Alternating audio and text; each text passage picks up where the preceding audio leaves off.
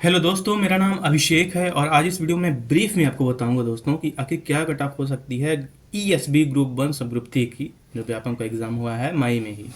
देखिए दोस्तों, जो कट ऑफ है तो वो वेरिएट करेगा। जो अनरिजर्व हैं उसमें सभी कैंडिडेट्स आते हैं, पहली बात आपको माइंड करना है।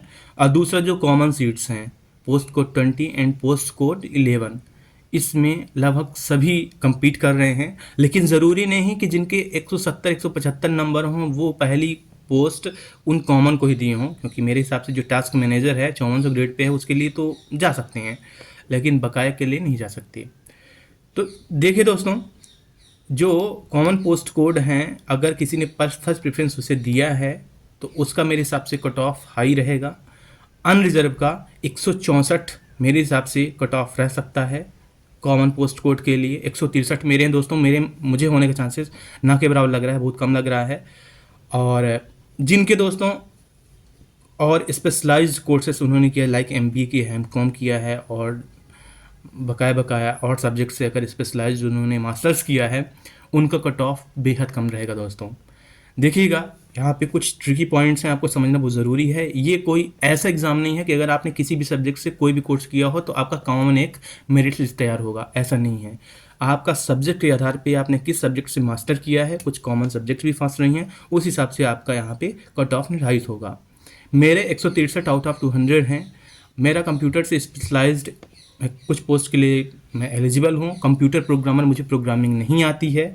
मैं सिर्फ कैसे एग्ज़ाम देना है, कोपा वगैरह की मैं तैयारी किया हूँ, इसलिए मैं हल्का कोडिंग वगैरह मैं रट्टा मारा हूँ, ठीक है ना। मुझे नहीं आती एचटीएमएल वगैरह, कोई प्रोग्राम लैंग्वेज नहीं, पीएचपी पाइथन वगैरह मुझे आता नहीं।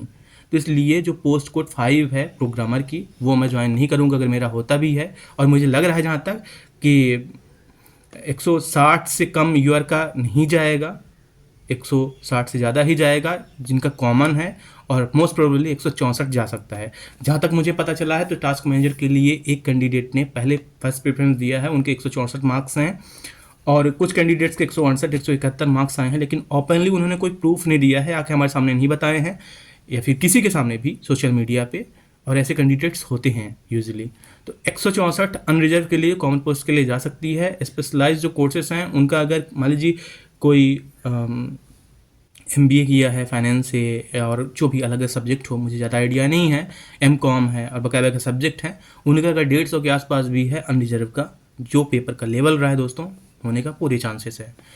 बकाया सबसे कम जो कट ऑफ जाएगा दोस्तों, वो जाएगा एसटी का, शेड्यूल ट्राइब का। ऐसे पेपर्स में यूजुअली एसटी कैटेगरी के कैंडिडेट्स, ये रियलिटी आप सभी जानते हैं, उनके मार्क्स उतने ज़्यादा नहीं आते। इस वजह से उनकी जो कट ऑफ है ऑलरेडी बहुत कम जाती है। तो मेरे हिसाब से 120 से 30 के आसपास भी है। स्पेशलाइज उनके पास कोई कोर्सेज है तो उनका होना यहाँ पे बनेगा।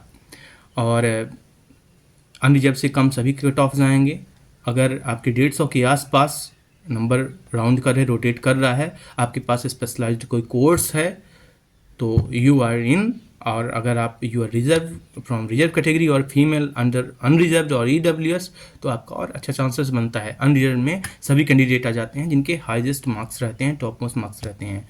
ट्रिकी पॉइंट ये है कि स्पेशलाइज्ड कोर्स के जो कैंडिडेट्स हैं वो usually common post task manager के अलावा बकाया शायद ही दिए हों, क्योंकि उनका जो स्पेशलाइज्ड कोर्स में ग्रेड पे है वो ऑलरेडी काफ़ी ज़्यादा है, तो पहले उसके लिए कम्पीट करेंगे। तो टॉप नंबर लाने वाले पहले वो सीट्स अपनी ले जाएंगे, फिर कॉमन पोस्ट के लिए लड़ेंगे, आएंगे सामने। तो जहाँ तक मुझे लग रहा है, मैं अपना कट ऑफ आपके सामने रख दिया। 164 कॉमन पोस्ट के लिए मिनिमम जाएगा अनरिजर्व का, और जो रिजर्व्ड हैं उनका बहुत कम जाएगा। और इवन जो एसटी की मैं बात करूं, जिनका लिस्ट जाने वाला है, वो 120 30 35 40 इसके आसपास भी यदि है तो होने के पूरे चांसेस हैं। दोस्तों, मैंने एग्ज़ाम दिया है, अब मैं अपना एक्सपीरियंस बता दूं। जो एग्ज़ाम है, जो पटवारी का एग्ज़ाम हुआ था, मैं सारे एग्ज़ाम्स को मैं एनालाइज करूँगा। पटवारी का जो 2023 वाला एग्ज़ाम है वो मैं नहीं दिया था, लेकिन इसी पैटर्न पे 2018 में जो ग्रुप 2 सब ग्रुप 4 का था मैं वो दिया था। मैं लंबे वक्त से, when I was 16 and half after 12th, मैं एग्ज़ाम्स की तैयारी में करने लगा था गवर्नमेंट जॉब्स की। व्यापम का पहले मैंने एग्ज़ाम दिया था 2018 में, 17 में जो SILDC का था, देन पटवारी का दिया था। सब में मेरे अच्छे मार्क्स थे। आप इस चैनल पे मेरा पोर्टफोलियो देख सकते हैं कि I was one of the top scorer in all exams cut off के आसपास रहने वाला, और 2018 में मेरा सिलेक्शन ग्रुप 4 ग्रेड 3 के माध्यम से हो गया था। CPCT मैंने कई बार दिया है। मेरी जो प्रिपरेशन है मैथ्स, रीजनिंग वगैरह वगैरह के साथ साथ कंप्यूटर वगैरह ऑल सब्जेक्ट मेरी अच्छी कमांड है, बहुत अच्छी कमांड है। और 162 मेरे नंबर आए थे 2018 का, जो इसी पैटर्न पे हुआ था। लेकिन इस एग्ज़ाम का जो पैटर्न था दोस्तों, वो चाहे केमिस्ट्री हो, आपका साइंस पोर्शन केमिस्ट्री, चाहे मैथ्स हो, चाहे हिंदी के कुछ ऐसे अनएक्सपेक्टेड अनप्रेडिक्टेड क्वेश्चन हमारे सामने रहे हैं जिसकी हम कल्पना नहीं कर रहे थे। बहुत सारी इजी तो हमने गलत किए हैं, वो हमारी गलती है।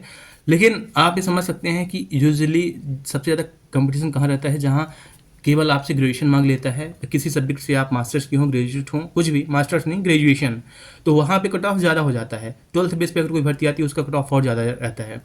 मास्टर्स के कैंडिडेट ऑलरेडी अपने स्पेशलाइज सब्जेक्ट पे ज़्यादा ध्यान देते हैं, ना कि मैथ्स और बकाया वगैरह सब्जेक्ट पे ज़्यादा ध्यान नहीं देते। अगर कोई केमिस्ट्री से किया है, कंप्यूटर वो नहीं सीख रहा है, केमिस्ट्री के सब्जेक्ट्स पढ़ रहा है, तो मैथ्स कंप्यूटर पे ज़्यादा ध्यान नहीं देगा।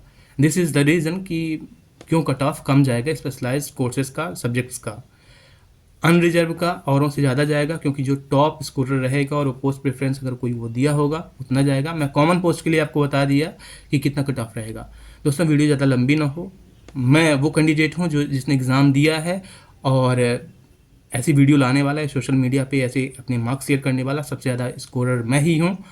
और जो कुछ रेफरेंस के माध्यम से बता रहे हैं कि इसके इतने ज़्यादा नंबर आए हैं, तो वो कैंडिडेट हैं जो अभी तक प्रूफ नहीं दिए हैं। यदि आपके 163 या उससे ज़्यादा नंबर हैं, आप यहाँ पे शेयर करिए दोस्तों, और बकाया लोगों से आप बताइए आपके मुताबिक क्या कट ऑफ रह सकती है, जो शेयर है। Thank you.